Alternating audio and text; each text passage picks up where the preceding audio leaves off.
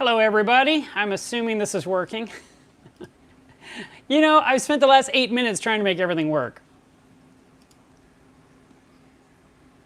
And so that's why I'm late. I try to be on time. Hi, Pickle Boy. Can anyone hear me? Hi, Aaron. Oh, sorry, Michael. Let's see, Sweden. All right, we're chiming in from all over the place. Okay, good, we got sound. I want to just open up this live stream with a compliment to you all that have joined Club melevsreef on Facebook. That group has been growing. We're coming up to 2,000 people. And my moderators are joking, and you know, they're kind of placing bets that at 3,000 that the group is going to fall apart. So basically we have a couple more weeks of peace and quiet, and then all the drama will begin. I actually don't want any drama at all. I want to emphasize the fact that this group is for educational purposes and to get along with everyone. And we're not putting people down, we're not attacking people, we're not doing Tang police, we're not doing any of that crap. And there are no second chances. So I'm repeating this, and you know, some of you already know these rules, but some of you are newer to the group. Just think about what you're typing before you hit enter, because it could be the last time you ever type in that group. I mean, that's it. I just want a nice, peaceful group. I want nice, friendly people. And if we can't include you because you can't be nice, we're going to live, we'll be fine. You know, we'll survive. But please be nice. Okay, that's my big rule. Second rule, you're not there to sell stuff that you know, your business, you're not there to sell. And third rule was, don't cross-promote. Don't come to our group and tell us about your group. I didn't do that to anyone. I didn't go in anyone's group and say, come to my group. So please don't do that. All right. So that was quick and easy. I wanted to tell you what happened as soon as I came home from MACNA. It's a real quick, dumb story. I'm an idiot. I walked in the door, and the first thing I saw were that my two MP60s, which are the main flow in my tank, were turned off. And they were turned off the entire time I was gone. Physically shut off. And what had happened was I turned them off to remove the inside to clean it, you know, get it all nice and fresh and clean and new. And I reinserted it in my tank, and then I didn't turn it on before I walked out the door from MACNA. So my tank had no major flow in it for, I'd say, 5 days. My tank sitter even saw it and told me, you know, after the fact, well, I checked and they were off, and I assumed you had a really good reason. So anyway, we've come to terms on that, and we have agreed that from now on, anything he sees, even if he thinks I have a reason, he'll send me a text just to confirm. And that way, you know, it'll be back on. I'm lucky that mostly all of my livestock did, well, I'm going to say mostly, 99.5% of my livestock did completely fine, which is kind of a miracle. When I did turn on those MP60s, I had a huge cloud of detritus blow into my tank, which was rather fascinating to me, because that was 5 days without flow in the left end of my tank, which is where all the SPS are. There was one MP40 on the back behind the big sea-bay anemone that you look at all the time when you're on my channel. That one was running. And of course, the two penductors were blowing across the top of the reef. But that far end, 7 feet away, that was a dormant area. And so the 0.5% that died was a piece of Montipora that is growing right over the top of a lobophilia. And the lobo has, you know, been getting some shade and probably didn't appreciate that. And at the same time, the flow was blowing so hard that the lobo couldn't attack his neighbor above. But with the flow off, he could send all of his tendrils straight up, sting the heck out of it, eat that Monty, and then, you know, continue to be a happy camper. So now my job is to go in there and trim out some dead white skeleton right above that lobo and give it more light. But that was the worst of my situation. As I've always said, my reef lives in spite of me. Okay. I'll quickly acknowledge that because I appreciate compliments. It says, hi, melevsreef, thank you for your videos, so educational and informative. Oh, you're a legend among the reef community. I appreciate that. I did an interview with Charlie Varon at MACNA. I'm jumping ahead slightly. And I shared a picture on Instagram. And someone said, do you think some young buck will be doing that to you someday? Wow, I hadn't really thought about that. But yeah, I guess at some point that could happen. All right. So I wanted to tell you a little bit about MACNA. I don't want to spend the entire live stream on this because there's going to be a lot of videos coming out on this topic. And the number one thing I want to tell you is that I ran into a lot of YouTubers at MACNA, and all of them are super nice people, and all of them have their own fans. And with that huge amount of people, you constantly saw people running up to meet different YouTubers, myself included. And it made me feel so good to see that, because in the past, I have always felt like it was my obligation or my job to document everything MACNA to get it online, because there was very few people doing it. Reefs.com did it, reefbuilders.com did it, and me. And then, I'm sure there's others, but we kind of were, they did a great job. I did the best I could. But, those guys are like an army. They'll send in like 5 people from one group and 4 from the other, and then there's me. And they would get all this information. They'd be blogging that night. They'd be immediately in their rooms getting posts updated on the web when I would be actually enjoying the reception or enjoying the gala. And I would think, well, I'll share it later, which I did. But I always felt like they did great coverage. Now that we're seeing so many YouTubers there, I feel like everything would be covered. For example, Jake Adams from Reef Builders released a video, I think, like within a day of the show, or maybe even during the show. And he showed 3 things I never even saw. So I was really glad to see that, because I missed out. And I spent 3 days in the vendors hall and did not see everything. There are specific booths I never even got to. It's just so big. So having so many different people documenting, filming, interviewing, I feel like if you guys search like crazy on YouTube and search all of these guys, and I'll be adding links to videos I think are good, or maybe I'll build a playlist that you can jump to.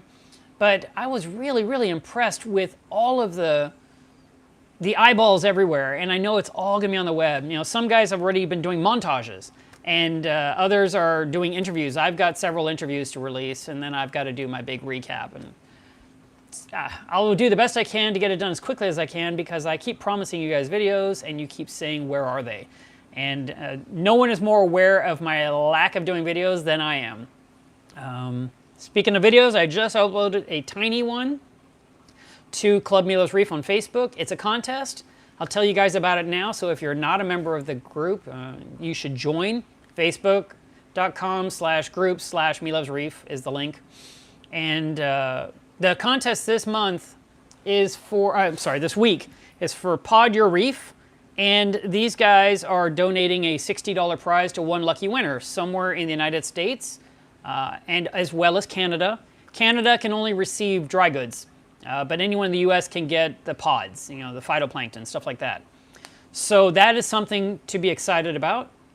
And you have 1 week to enter. It's really easy.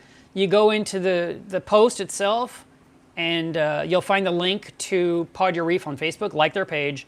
And then you have to post a picture of something that eats pods.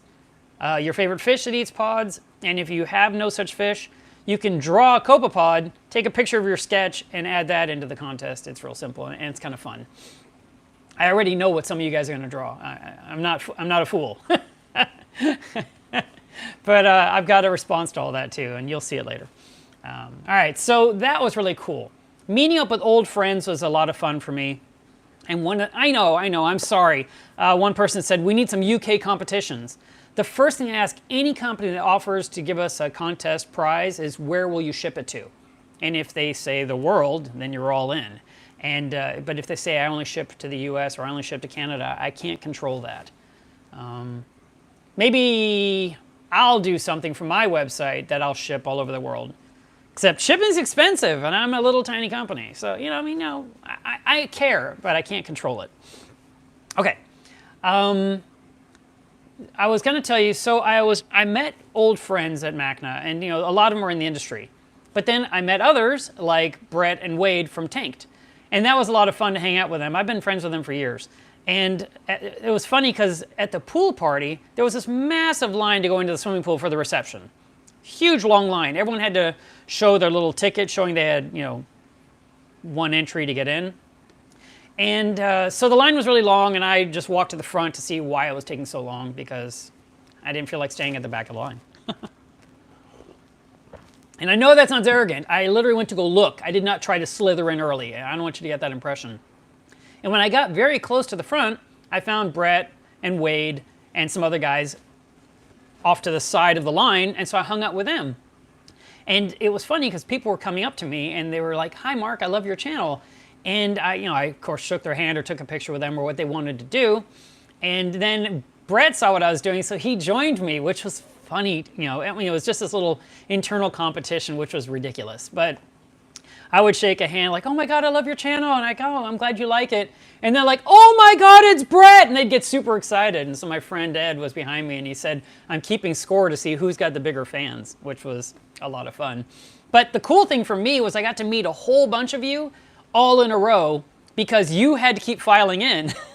So it's like, "Hi, welcome to the party. Hi, welcome to the party. Yeah, thank you. All right, I hope you enjoy the party." And it was like I was the greeter. And it was hilarious because I got to meet like 50 people in like 3 minutes. And everyone had to keep going. They couldn't tie up the line. Where when I'm on the show floor, someone wants to talk to me, I might be in that conversation for 10, 15, 20 minutes based on what they want to talk about. And it really limits how much time I have to meet other people. So that was kind of a fun moment for me. Okay, so this shirt has a story behind it. And so I bought this shirt. I had it printed on the fly. I posted on Facebook and said, "Hey, who can make me a shirt by Saturday's live stream?" And I called her Natasha. She found me a company that's here local that actually knocked it out within the hour. It was amazing. So this is a funny story for me. I'm walking down an aisle in the vendor hall, and if I get this story wrong, if this guy is watching right now and he's like, "Oh my God," feel free to correct me. Okay, I'm gonna keep going. So he's walking toward me with a woman, and he's younger. I'm gonna guess he was 19 years old. I don't know. He had a big head of hair, and it was blue. And I did that thing where you nod like, "Hey, what's up?" And he saw me, and he got super excited, blurted out to who I assume was his mother, "Hold my frag," and then ran up to me to take a selfie. And when he's trying to take it, he's holding up the phone, and there's all this hair that I was describing, and I'm like a sliver of the picture. I mean, I'm just in the corner of it, and he was so excited, and his hand was shaking, and he took the shot, and he ran back to her, and she, gave me the, the look like, "Thanks for doing that." I was like, "Yeah, of course." And I would love to see that selfie because I feel like I wasn't even in it. But to have someone blurt out, "Hold my frag," and then run over, oh my God, I had to make the shirt. So whoever you are, that was awesome. It made me laugh. And yeah, keep loving the hobby. Somebody like you're going to go somewhere. I just know it. All right, so that was the funny story. All right.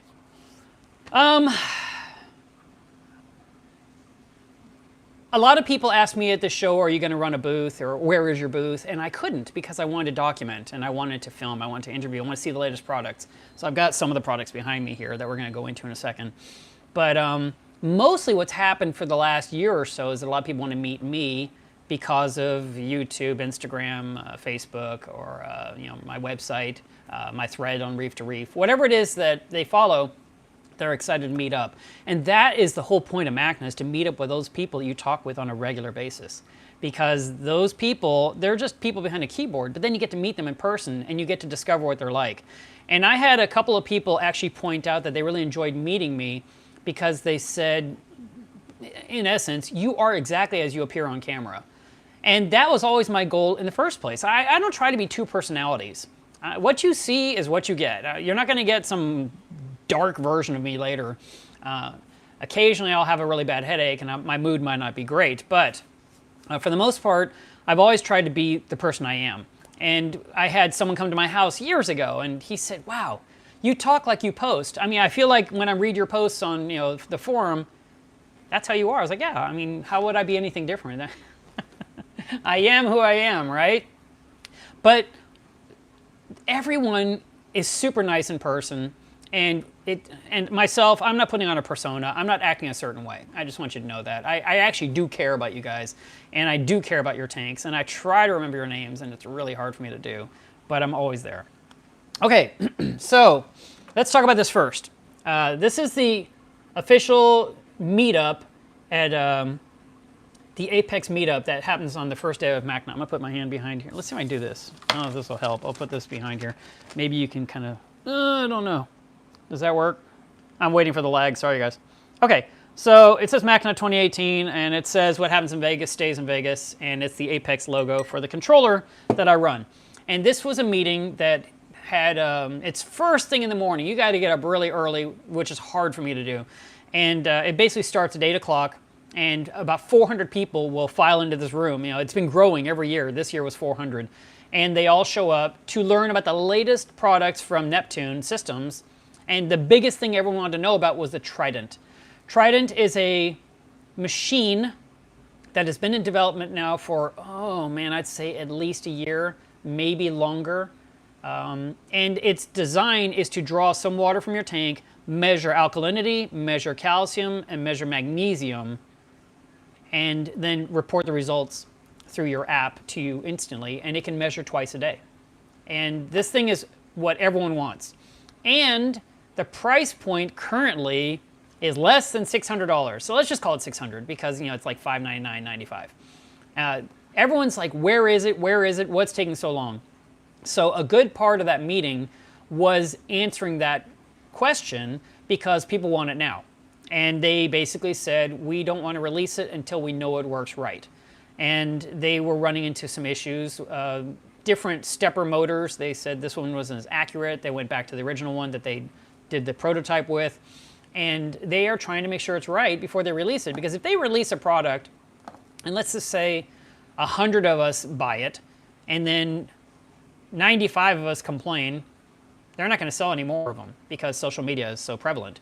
So they want to make sure it's working right. They want to make sure that the majority of people that get it are going to be happy. There's always going to be 2 or 3 that just have a problem, and they're usually the loudest ones complaining.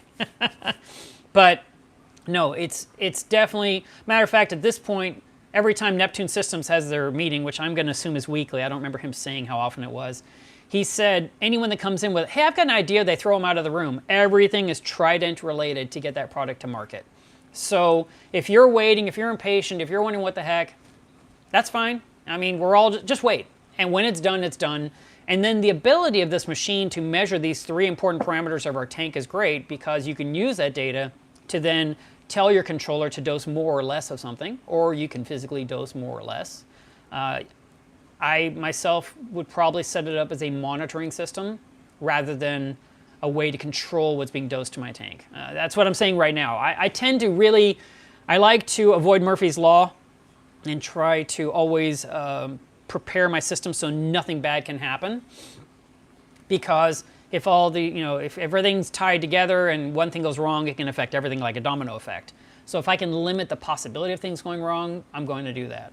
So for, you know, just think about this. Once a week, I'm telling you, please test your water. Today's Saturday. Today's water test Saturday, right? If I had a device that measured it, I could look at my results right now because it'd already be done. Actually, I'd look at it every morning. It would be done every single day. It wouldn't even be 6 days have passed and I'm finally getting around to testing. I would have results every single day, and I could catch things a little quicker and keep things super, super stable. That's the goal of this machine. And there's other things on the market. I'm just telling you what was discussed at the Neptune Systems meetup on Friday morning. Another thing is this. So some of you probably know what this thing is. It's the Echo Dot. It has to do with Alexa. And my buddy actually gave me one because he had an extra, so I didn't have to buy it, which was nice. And the idea is that very soon, everyone that has the Apex can use Alexa to turn things on and off with the built-in software inside Apex Fusion.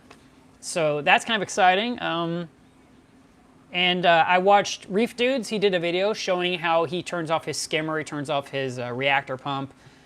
He tells his tank to feed itself, all through voice commands. So yeah, that might be kind of cool to do. I don't know. I'm gonna have to try it out. What else do I have? I got me some glue. It's a jar. They called this the coral. This is from Polyp Labs, and it was actually filled. I think it held 30 of these in there originally, and they called this a glue grenade. And I thought, why are you calling it a grenade? And they said when you take off the top, there was a ring in the middle, and you pulled it to like, and then you could get to all the glue inside. And well, I got I stole this from their table, so it doesn't have full, and it's also already been exploded. So, but they have these little tiny tubes of glue that you've probably seen in stores like, dollar store and so forth. And these are coral glue gel that you can use underwater in your tank, and you can just squeeze the tube out exactly where you need the glue in your tank, and you can roll up the end like a toothpaste tube. And they're small doses, so you don't have to worry about having a very large tube that may solidify in the center. It's something brand new they've just come out with, and so I got some to play with, and I'll let you know how it works out. So far, that's as much as I can tell you because I know nothing else. The Coral View lens that I've been using, of course it's not near me. I've talked about in previous streams that clips onto your iPhone. They were really happy with some of my pictures, and they said, "Mark, you bought that?" I was like, "Yeah, of course I bought it." And I'm in this industry. A lot of people like me. They want to give me things. I'm not lying. I'm not trying to take advantage of it. Matter of fact, when I want something, I don't sit there and instantly go out and look to say, what can I get for free? That never crosses my mind. And when I went to the show, I found it. I was excited. I bought it on the spot. I helped the economy. But the owner said, "Mark, we're so glad you liked it. You should have asked." Whatever. Bottom line is that conversation, because I'm always networking at these shows, is I will start selling some Polyp Labs items from my shop. And so I'm going to put the, I keep saying the name wrong, the Coral View lens gizmo. I'm going to put it in my shop where you guys can buy it. So if that's something interesting to you and you want to wait until I get them in, I'm filling out the application this weekend and sending it in, and it will be on my website. So that's kind of fun to do, and it really does do really good pictures and really nice video through it. It filters out the blue. There's a magnifying lens you can screw on the front for the things that are really close to the glass, and I'm very impressed with that. So I wanted to just let you know that that's coming. What else is back here? Oh yeah, so I got this coffee mug. It's from Pro Aquatics, and it's going to be hot or cold. I needed something for my car. I hated what I had, so I was very excited to get this. Pro Aquatics does aquacultured fish, so captive bred, and they've been doing it for a long time, and so I was very happy to get that. And then I met with Walt Smith, who won an award this year, and here's a caricature of him. I got him to autograph it. And Walt Smith has been in this industry for about 25 years, and what he did that some of you that are newer don't know is he was growing corals in the ocean in Fiji to sell to the hobbyists. He actually would take frags, grow them out on racks that are in the ocean, and his people would tend to them and clean them and retrieve them and then pack them and ship them to America. And some of my first corals I got came from Walt Smith International. And they also made live rock, and some of the rock in my tank is from them. They'd actually make the rock, then they'd cure it in the ocean, they'd flip it over, they get it covered in coralline, they get it covered in sponges and bugs and everything, and then they'd bring it back to shore, they'd blast it with salt water to get it clean, and then they'd pack it in a box and ship it to America. And all of that changed in January of this year because of political reasons. They could no longer export coral or rock, and they had to lay off 200 employees. The company is definitely, it's essentially closed unless something changes politically, unless someone allows the export of coral and rock again. And because of that, he has gotten involved in something called Bula Buddies, which is a book that I will be doing a quick little review on in the very near future. And odds are I'll probably put it inside my shop as well because it's to raise money for the AIDS Foundation. And that is another thing that we should care about. And it's another conversation we should have for another day. But I wanted to bring you up on that. And finally, next year, MACNA is going to be in Orlando. It's over Labor Day weekend. And I highly encourage you all to go. I think that you absolutely should go. And a lot of people this year that I asked everyone, is this your first MACNA? And a lot of people said yes. And I like to take credit and say it was all me. But, everyone was promoting it. But I've been telling people every single year you got to go, and I'm really glad that people did. I know some people specifically said, "Mark, you did it. I watched your video on Wednesday. I bought a flight that day, and I was here this weekend." I was like, all right, see, that's awesome. And the people that go, they finally understand how big a deal this is. You're not going to a frag swap. You're not just going to hear a speaker. This is It's intense. It's awesome. It's so overwhelming, so massive. Like I said, I had 3 days. I've been doing this for 17 years in a row, and I still couldn't cover everything. That's how big the show has become. So I highly recommend you make plans now for next year and buy your ticket right now, because, and I'm talking about the ticket for the show, because that price will continue to go up and up and up for the next 12 months. And if you don't buy it now, it's going to cost you more later when you finally decide to listen to me. And if for some reason you cannot go, you can transfer your ticket to someone else. You can sell it. So you don't have to worry about that. You're not going to get screwed. But yeah, if you think you could go to Orlando and visit Disney World and come to MACNA, whew, that is a trip right there. All right. Now, I have been talking too much. The clock is already 30 minutes in, roughly. I wanted to also answer your questions. I feel like I haven't been answering them enough. And while you're typing in your questions, there's a lot of conversation happening right now that I've been missing. I want to mention, number one, that I am very concerned for the people on the East Coast that are dealing with the hurricane. And I've been in my bubble. I actually don't know what's going on. But I hope for the best. I hope that those of the people that were in that area either evacuated for safety because they were told to, or I hope that they have generators to keep the power going, because odds are the power will go out in certain areas. I remember seeing something last night about 100,000 people were without power, but I don't know the exact specifics. And I wanted to also tell you guys this, in case you're not aware, and I think I might upload them to YouTube.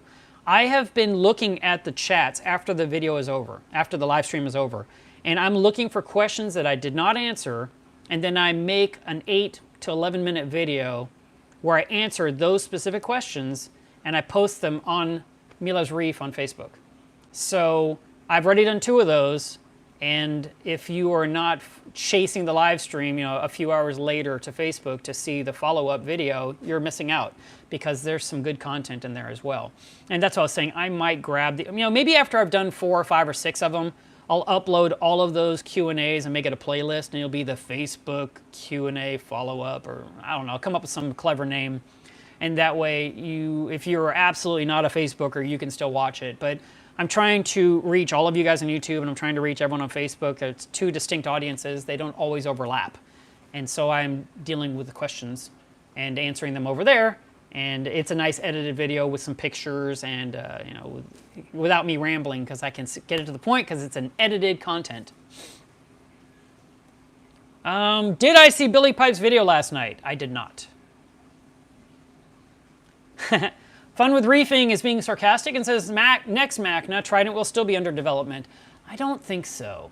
I don't know when it's going to come out, but I would like to imagine that we should see something by January. That's kind of my thought.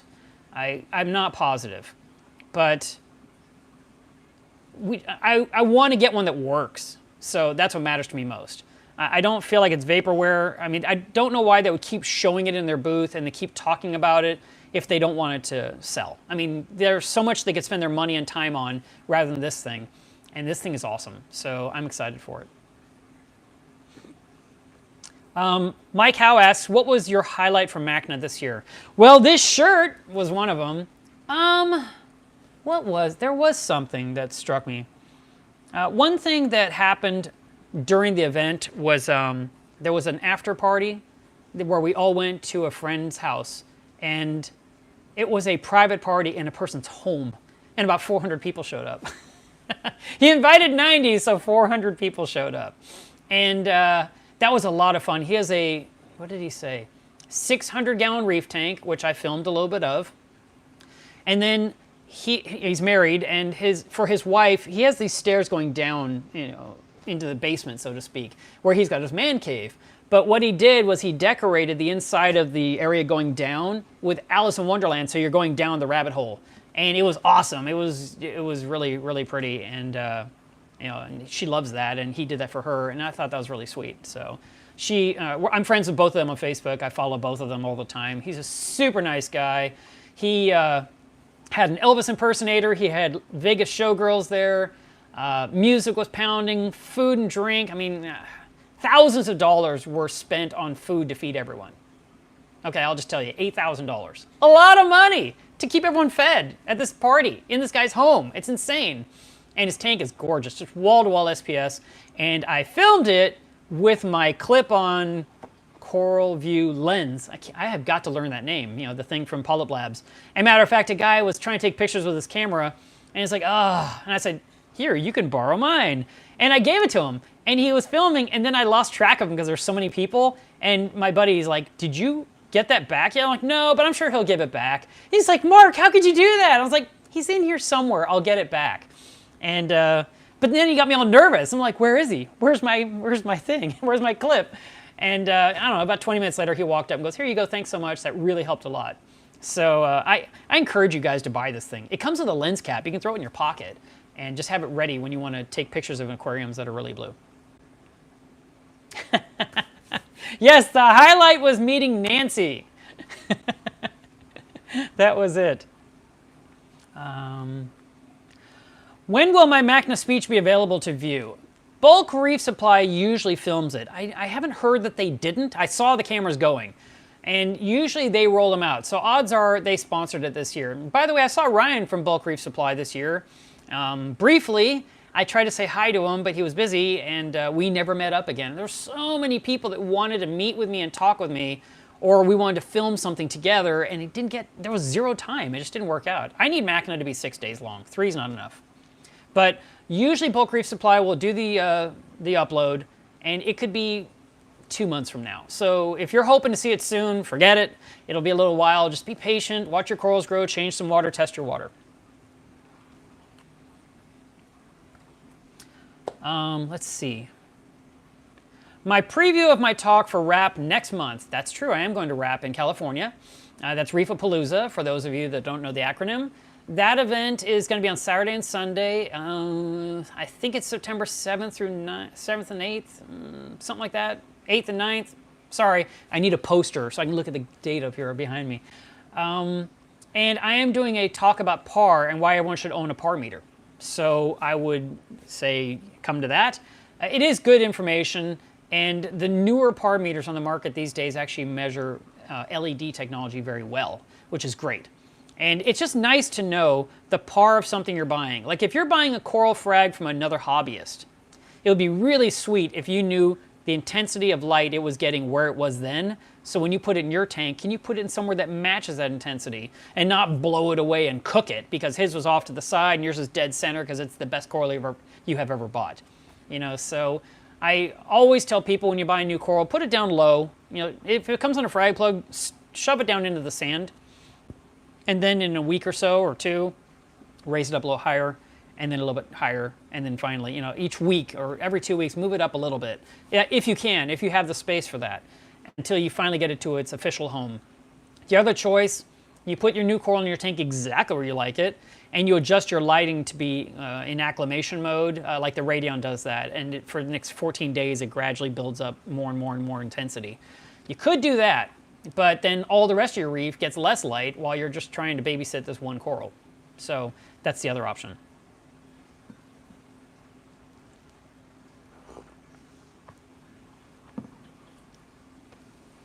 Evan, I did not get a chance to try that camera out yet. Evan lent me a really nifty camera that you basically wear around your neck, and it will do a fisheye effect, and I want to mess with it. I want to see how it operates. I want to learn it, and it lets you live stream from the device. So it's a new toy in my arsenal. Thank you for letting me borrow that. Oh, new products from this year. See, it was on my list of things to talk about. I think I might have mentioned this to you guys 2 or 3 weeks ago. There's this little machine about maybe that big, about that wide, about that tall. What can I compare it to? Maybe it's 2 of these in size, you know, like double the box width.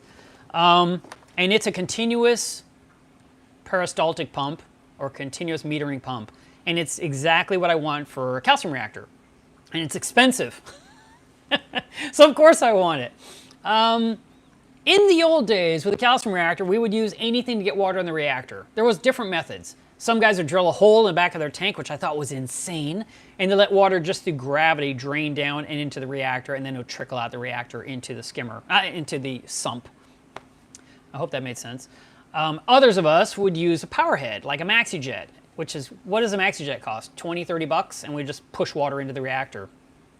And then some people would buy a very expensive thing called a FlexMaster, which used cost you $1,200 to $1,500.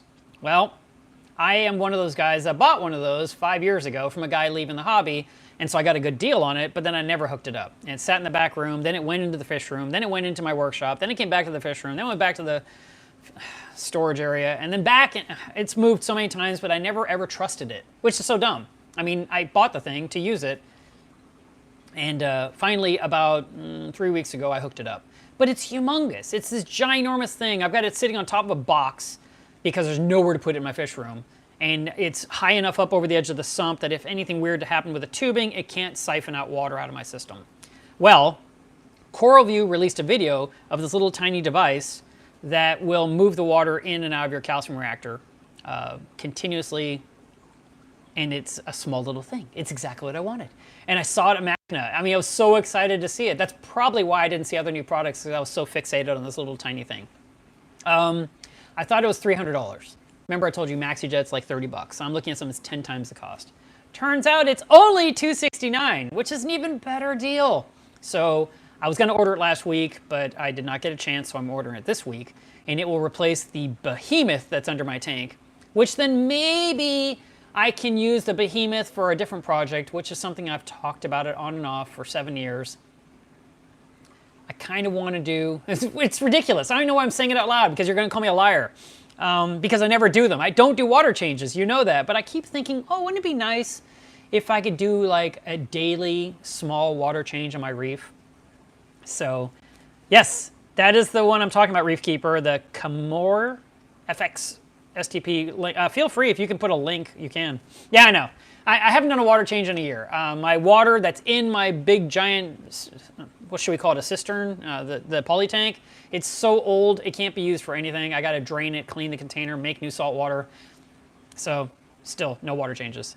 But I would love to hook that up and have it like at 2 in the morning change, I don't know, 5 gallons of water.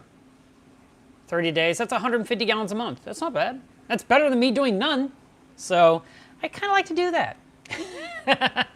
So yeah, I'm very excited about that little thing.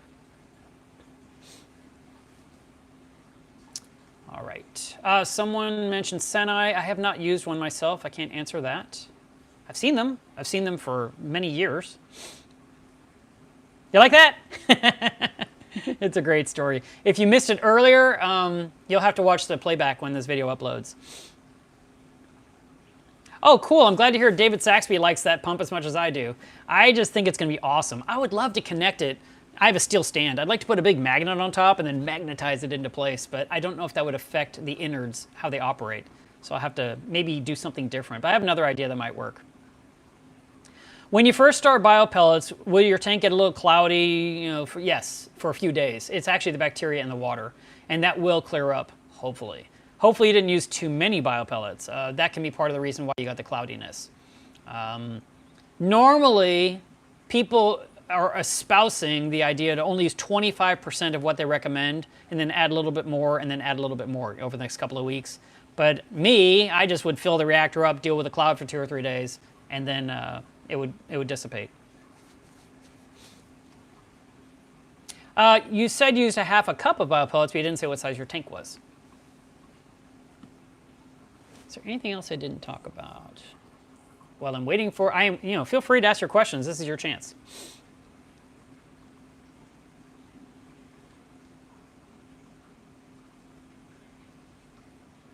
Yeah.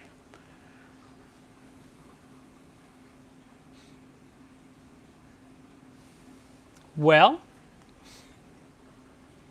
I'll tell you another funny story because I couldn't film it. This will give you some time to type your questions. Okay, Saturday evening is the gala banquet. So a lot of people like to run up to their room as soon as the vendor hall closes at 6, take a shower, change clothes, freshen up, and then come back down for the banquet. So everyone is trying to get on the elevator to go up at once. And there's this massive line. All the elevators seem to be taking extra long to come down or go up, or there's only one, even though there's 6 of them. It's kind of like the registers at Walmart, right?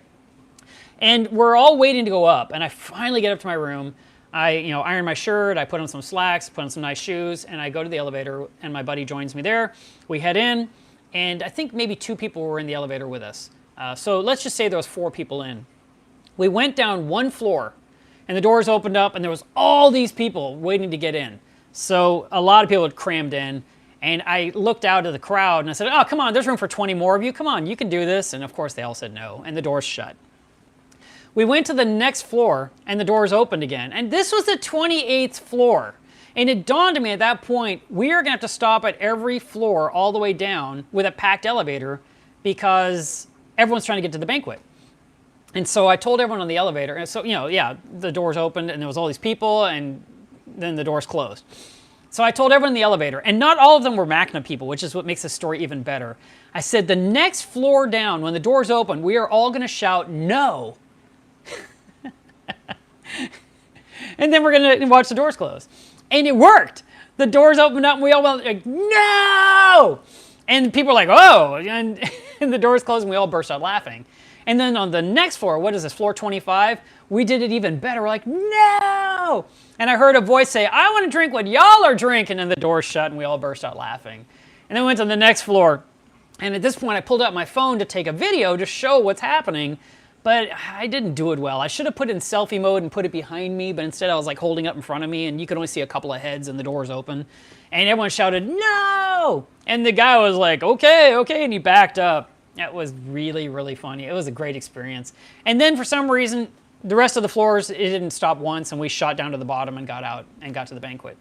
But that was hilarious. And it was fun that everyone got involved in it. I mean, a couple of people were obviously gamblers, and they jumped in on it, so that was great.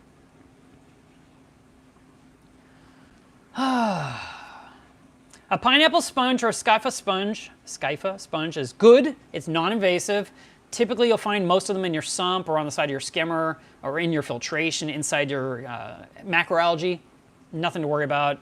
They tend to take care of themselves. They can only grow as much as food is present in the water.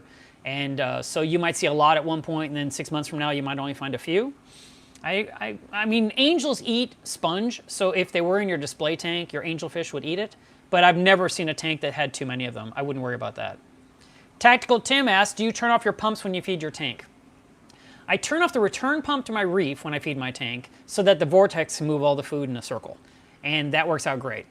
I turn off the vortex pump on my anemone cube because the return pump is so slow coming in that the food only does a slight twist and gives all the clownfish a chance to eat it, rather than having it going like a vortex around inside there. I just like to keep the, I like to feed those 2 tanks differently, but none of the food ends up in the sump. It's always consumed before then. And then within 10 minutes, both of those systems, whatever their appropriate pump, they both come on automatically. I actually installed a system on my controller to do that, where I hold a single button down and it enables all these things to happen at once. I cannot answer that question, Heron. What are your thoughts on the Dimico system? I don't even know what that is, sorry.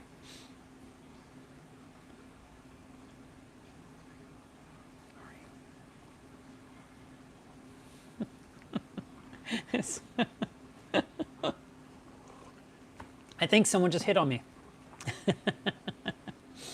What was my favorite display at MACNA? The most beautiful tank I saw was the one in the Neptune Systems booth. It was probably the best tank of the show. And it was, I think he said mathematically it was around 150 gallons. The stand was very tall, probably 50, 52 inches tall. And then the tank on top was a perfect cube with a center overflow, filled with corals and filled with 150 clownfish and some other fish. And I did get some footage of it. A lot of people did because it was a gorgeous tank. There were other tanks that I did not see that, I mean, I saw, but I never stopped to enjoy, like the Pomacanthus tanks from Poma Labs, where they are growing these amazing angelfish. I mean, it's amazing that they were able to pull this off. It was one of those fish that are really hard to breed. And these guys have cracked the code. Matt Wittenrich is a friend of mine. He's one of the founders of that company. And they had that tank there, and I saw it, but I was busy, and I never went to enjoy it. So I've been watching other people's YouTube videos to enjoy that tank now that I'm home from MACNA.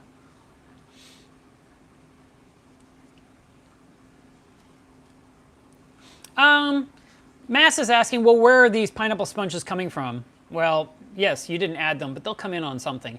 Typically, they'll come in on a coral or a frag plug. It could come in on rock, but if you used all dry rock, then you're thinking it didn't happen from that. Could even be a side effect from adding live sand to your tank. It can come from the bacteria. I mean, life finds a way. Fish Gangster says, does anyone use a chiller? No one talks about it. A lot of people do. I don't. I keep my house comfortable. Some people don't like a cooler house and they want to be warmer, and so they're happy to run a chiller, which keeps the tank cool and then keep their home warm. But for me, I'm all about being comfortable. I've always felt that way all the way back to 2004. Actually, way beyond that. I hate heat. I love cold air. But in 2004, I put an air conditioner in my fish room to keep the room cool, which kept the tank cool, rather than trying to keep the tank a certain temperature and it'd be 100 degrees in that room because of all the heat coming off the lighting and the humidity from the water. So instead I chose to make the room comfortable, and I've always felt that way.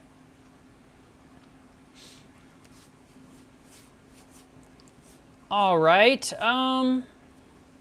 let's wrap this up. A couple more questions. And in the meantime, while I'm waiting for those to happen, do you offset? Tactical Tim says, do you offset your power heads in your tanks? Can you explain that question? Sorry. Today is water test Saturday. I want you to test your tanks. I want you to take note of your parameters, adjust whatever needs to be adjusted, dose what needs to be dosed, clean your skimmers, including the neck inside the collection cup. I want everything to be nice and shiny for the new week. I want you to post your results. I like doing it on Instagram. I've been recommending that for almost a year now. And you can do hashtag post your results, hashtag water testing, and then at melevsreef. Make sure that your Instagram is set to public so we can see it. If it's private, we can't. How do I say that name? Maleka Shark asked, will you ever go into LED and remove the metal halides? Exclamation mark, question mark. No, probably not. I love my metal halides. I don't see that happening. I have a Radeon over my Anemone Cube, and it's beautiful. But I love my metal halides, and it works out very well for me. I mean, my lights are way up off the water. I have like this much room between the lights and the water, so I can get in there and do what I want to do when I need to tinker and not have to deal with lights being in my way.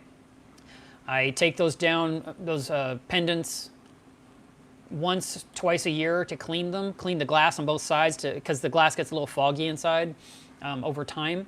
But I love them. I love the look.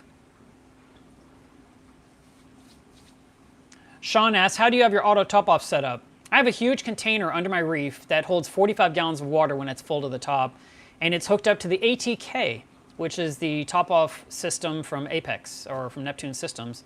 And I hooked that up a few months ago. There was a learning curve.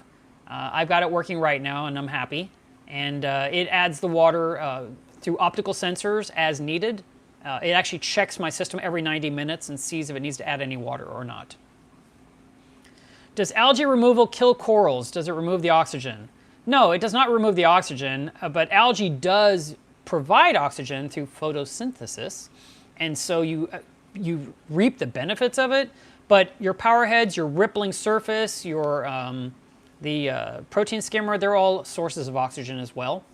So you should definitely look to those as ways of getting air. But yeah, you can take some macroalgae out of your system. Matter of fact, when you're trying to grow it out, you want to remove about 25% once a month and then kind of tug what's left, pull it apart a little bit to encourage flow through it so it'll start growing even more so it won't be stagnant. But I haven't done that in a long time. A lot of my macroalgae had died back over time, and now it's starting to replenish. It's starting to fill in, and I'm hoping in about 2 months I'll have a really pretty picture to show you guys. Do you purely use the Coral View lens with your iPhone now, or do you take off the lens sometimes? I use it as necessary, and that thing that connects has 3 different, they're called filters. That's what cameras use. They use a filter. It screws on. Matter of fact, they're coming out with a new one that's specifically for, it's a polarizing filter. So that's something I got to play with at MACNA briefly. I didn't really know what I was doing. I messed with it briefly. It was okay. It wasn't great for me because I didn't know what I was doing. I kind of wish somebody had said, watch me do this. But anyway, it might be awesome, and I'll probably get it. But you asked, do I use it all the time? No. A lot of times my tank is with 10K lighting because it's metal halides, and I can just get the pictures that way. There are times where it's in a bluer hue and I put the clip on really quick, and then I'll use either one or the other or both filters combined to cut out all the blue. Oh, by the way, who all bought their new iPhone? Did you order yours? I ordered mine. I get it next Friday. That means the next live stream might look even better. We'll see. What is your thought on switching salt mixes? Should it be done gradually or no? Actually, that's a good question. When you decide to change flavors, number one, why are you changing? What's wrong with what you have now? I'd like to know that. But let's say you have to. Let's say you can no longer get what you had because they went out of business. A nice way would be to almost mix 50-50 with 2 brands of salt. You could do that. Another option is to do small water changes with the new salt. You know, it's like, let's say you change 10 gallons normally. So instead, you're going to do like 2 gallons every few days to kind of sneak it up on the tank. I do know people that have hurt their tank doing their normal water change with a completely different brand. So I would avoid just doing the exact same thing every time with a whole new flavor of salt. Again, with any water change, you want to match your salinity, your temperature, and your pH. Get those 3 exactly right, and you can change what you want. But when you're changing flavors, I'd do the sneak up on the reef approach. That's what I would recommend. Model TV says, when you dose phosphate RX, it knocks my phosphates down as expected. However, 2 days later, the phosphate is exactly where it was before the test. What am I doing wrong?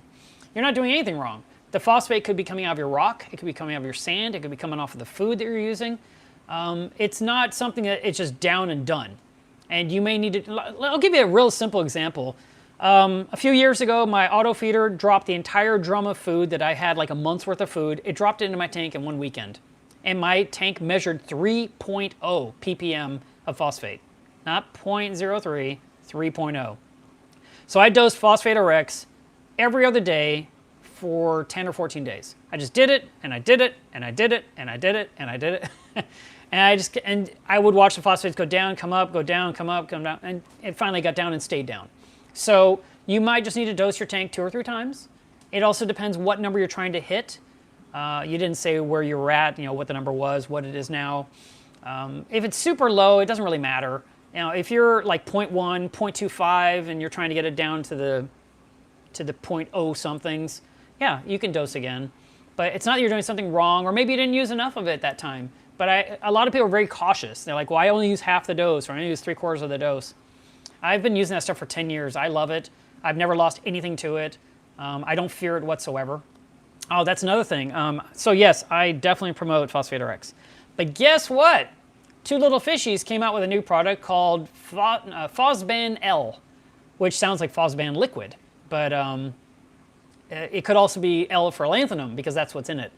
But I watched the video that Jake Adams released, and he interviewed Julian Sprung where he explains the product, and he says you have to drip it in.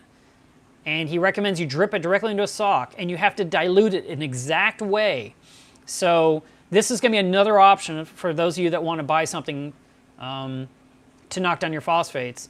Now, Julian's been selling Phosban, which is the GFO media, for a decade, maybe longer, probably 15 years. And he was saying you can use Phosban L to knock it down, and then use the Phosban powder media to keep it down. I'm just a Phosphate RX guy. So I might try it at some point. I don't know.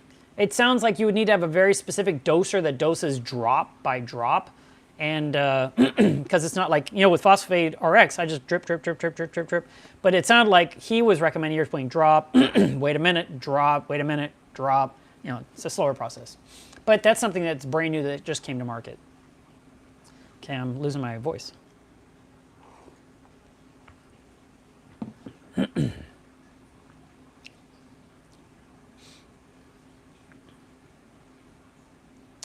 Thomas says, if you run an auto water change, there will still be evaporation. Would you have to compensate for rising salinity over time? Absolutely. Matter of fact, during the automatic water change, you want to disable your top-off system. And you need to take into account that your protein skimmer is pulling salt water out on a regular basis. And depending on how much, you know, how wet you run your skimmer, you could change it quite a bit. So the most important rule of anyone running an automated water change system is to test their salinity once a week.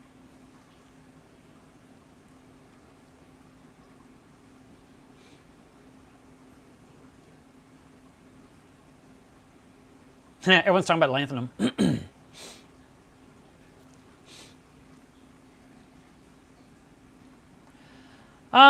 I will be uploading, yes, so many people are asking about my videos. I will be editing out and uploading videos as quickly as I can over the next week or two. And when this one wraps up, I will see what I missed that needs to be answered, and that video will be uploaded to Facebook. But that'll be somewhere around 6 p.m. today. And that'll be on my melevsreef page on Facebook. Last thing, just in case you aren't aware, I should say this occasionally. It's really important that you guys understand I have a business page and I have a personal page. And when I get friend requests on my personal page, almost invariably they will be ignored. And that's because I want everyone on my business page. My personal page is personal, it's family. Unfortunately, there's over 2,000 people there already right now, maybe more. I deleted a few thousand. I'm trying to get that down to my group of my own people. And I love you guys, but I love you on melevsreef. So please go to that page, join Club melevsreef, which is a Facebook group where I'm in every single day. You can tag me in there and I'll answer questions. You can post pictures where you need help with it. There's a huge group of people that are active. I mean, I had one person tell me, man, your group is so active, I had to turn off the notifications on my phone because they were blowing it up. So there's a lot of good, helpful people in that group. I recommend you be there. That's where I am. That's where you can reach me. But I've got like 1,000 people pending on my personal page, and I need to like spend an hour one day just deleting all those because I mean, if I don't really know you, I don't want to be personal friends on Facebook. And I know that sounds super rude and sounds horrible, but I need my private time too. So.